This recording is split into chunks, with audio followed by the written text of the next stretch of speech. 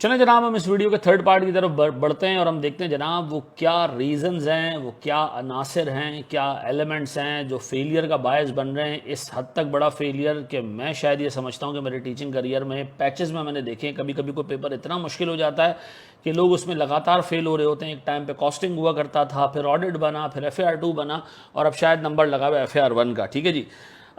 इसका रीज़न है, देखो इसका रीज़न है, इसमें मैं ये नहीं कहूँगा कि जी ICAP ने पर्चा मुश्किल बना दिया है। इसका कुछ रीज़न है। वो उसमें से एक मेजर रीज़न ये है कि सर जो 2021 का आखिरी अटैम्प्ट था सितंबर का, उसमें ICAP ने इंट्रोडक्शन टू अकाउंटिंग एग्जाम कर दिया था और बच्चों को कहा था कि AFC देने के बाद अब डायरेक्ट FAR 1 का पेपर दे सकते हैं। ठीक है जी।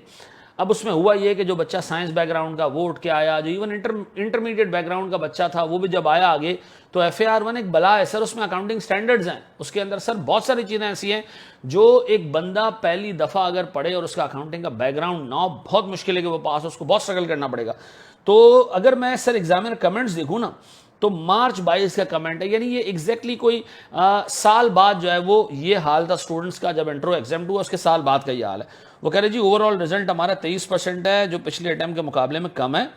ठीक है जी। और इसका रीज़न ये है कि 42% लोग ऐसे हैं जिन्होंने इंट्रो का पेपर पास किया था, अकाउंटिंग पढ़ कर आए थे, वो पास हुए। इसका मतलब है 100 ऐसे लोगों ने अगर पेपर दिया है ना, जिनका इंट्रो पास है, इंट्रो दे के है, उसमें तो 42 पास हुए, लेकिन जिन्होंने इंट्रो नहीं दिया उसमें सिर्फ 17% रिजल्ट है। यार this is disaster, this is an absolute disaster.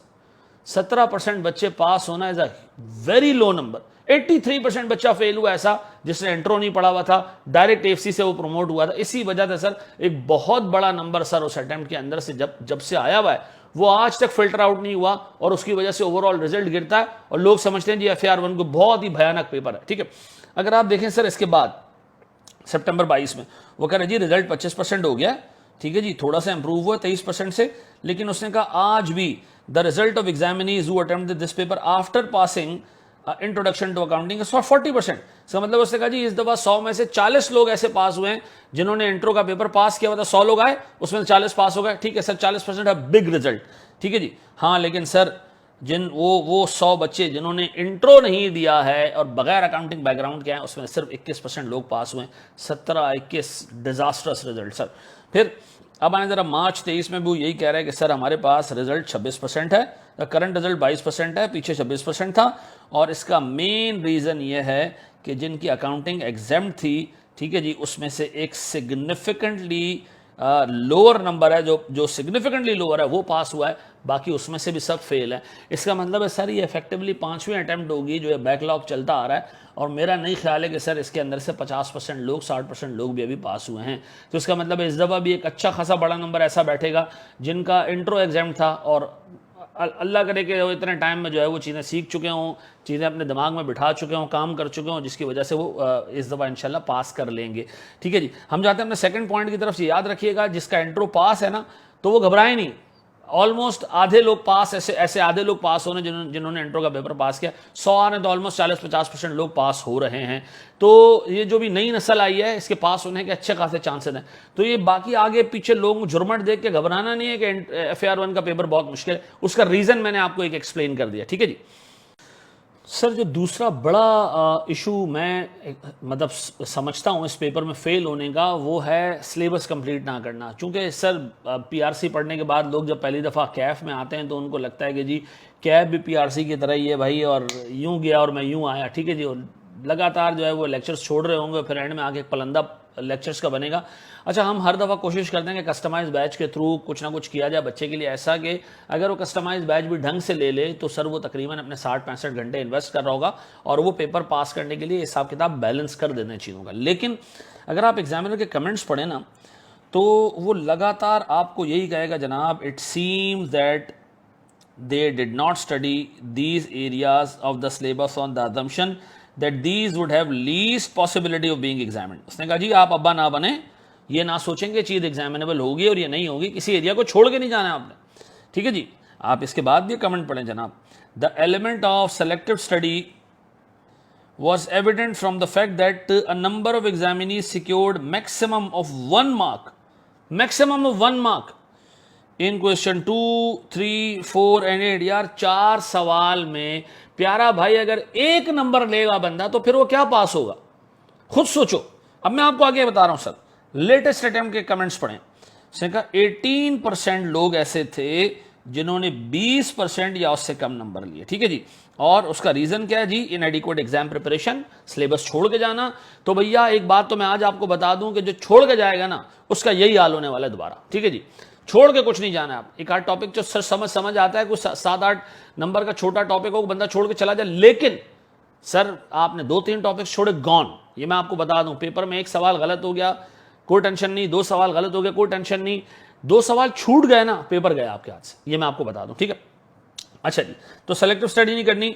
Sir तीसरी और मोस्ट इंपॉर्टेंट चीज देखें, याद रखिएगा, ये एक पूरा सवाल है, ठीक है जी, ये पूरा सवाल है, मैं मिसाल देता हूं, ठीक है जी। इस पूरे सवाल में 4 कैलकुलेशन, ये पीपी का बड़ा सवाल है जी। उसमें जनाब आपने पीपी की एक तो जनाब वो वर्किंग करनी है रिवॉल्यूशन की, एक आपने सर वर्किंग करनी है बोरिंग कॉस्ट की, एक आपने वर्किंग करनी है सर गवर्नमेंट ग्रांट की, और फिर आपने एंड में बनाना है डिस्क्लोजर। सर ये सवाल है तकरीबन 18 मार्क्स का। तो उसमें सर पीपी की रिवॉल्यूशन की वर्किंग के मार्क्स होंगे 6, बोरिंग कॉस्ट की वर्किंग के मार्क्स होंगे 6, गवर्नमेंट ग्रांट की वर्किंग के मार्क्स होंगे मिसाल के तौर पर सर 3, और सर 3 नंबर सिर्फ डिस्क्लोजर बनाने का होगा। लोग ये सोचते हैं कि यार चूंकि मुझे डिस्क्लोजर बनाना नहीं आता, मेरी बोरिंग कॉस्ट अच्छी है, गवर्नमेंट ग्रांट अच्छी है, पीपी की रिवॉल्यूशन मुझे आती है, चूंकि मुझे डिस्क्लोजर बनाना नहीं आता तो मैं सवाल को शुरू ही कैसे करूं। खुदा के बंदो, आप डिस्क्लोजर पूरा छोड़ के आ जाओ, लेकिन आप सिंपल जो उसके एलिमेंट्स हैं वो कंप्लीट कर लो, वो माइलस्टोन छोटे छोटे करके आओगे, पेपर पास हो जाता है।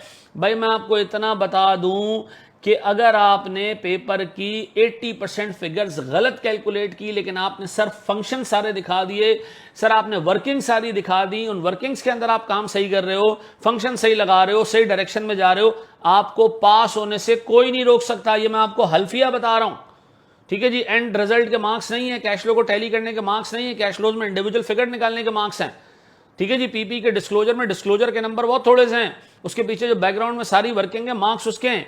ईपीएस के अंदर सारी वर्किंग के मार्क्स हैं, ईपीएस का नंबर निकालने का शायद 1 नंबर हो, रेशियोज के अंदर सर एंड में आके कंक्लूजन करना, ठीक है जी, 1 नंबर का होगा। लेकिन याद रखिएगा हर रेशियो कैलकुलेट करना और उसके बारे में इंटरप्रिटेशन करना, उसके मार्क्स हैं, ठीक है जी। तो ये याद रखिएगा, आपको जितना आता है एक सवाल में आप उतना करते जाएं, छोड़ना नहीं है कोई सवाल, ठीक है जी। फिर सर तीसरी चीज, ये चीज याद रखिएगा कि पेपर में, अकाउंटिंग के पेपर खासतौर पर 100 नंबर नहीं होते, 100 से ज्यादा नंबर होते हैं। ऐसा कैसे सर, एक सवाल है 18 नंबर का, ठीक है जी, इसके अंदर अवेलेबल मार्क्स होंगे से 25, मिसाल दे रहा हूं सर।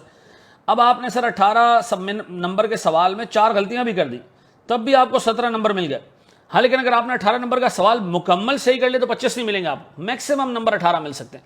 सर आपको ये कैसे पता चला? देखिए एक तो 12 दफा आईकैप ने जो है वो चीज़ तमाम कॉलेजेस और जो टीचर्स हैं उनको कम्युनिकेट डिफरेंट मीटिंग्स में की है, लेकिन आप एक चीज़ और नोट करें, इसके जो है वो एग्जामिनर कमेंट्स को देखें। एग्जामिनर कमेंट्स बहुत इंपॉर्टेंट है सर।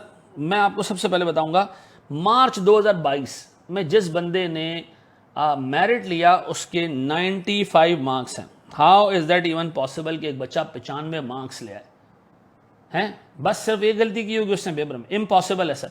किसी चार्टर्ड अकाउंटेंट से आप पेपर दिलवा दें, वो नहीं ले पाएगा इतने मार्क्स, छोड़ दें छोटे बच्चे को, ठीक है जी। तो मैं आपको बता रहा हूं सर, गलतियां करके भी इस बच्चे के 95 आए होंगे, अल्लाह इसको जो है वो लंबी जिंदगी दे, सेहत दे। सर दूसरा देखें, सितंबर 22 बहुत गंदा पेपर था, 88 नंबर, हाईएस्ट मार्क्स 88। इसका मतलब है सर 100 से ज्यादा मार्क्स अवेलेबल हैं तो 88 और 95 आ रहे हैं ना। फिर सर लास्ट अटेम्प्ट जिसने हिला के रख दिया, 93 मार्क्स एक बंदा ले गया sir. How is that possible sir? तो आपको 2 एक्सट्रीम्स नजर आ रहे हैं, 80s और 90s में जो स्कोर कर रहे हैं वो नजर आ रहे हैं आपको, और फिर ऐसे भी नजर आ रहे हैं जो 20 भी नहीं स्कोर कर पा रहे हैं। तो इसका मतलब ये भैया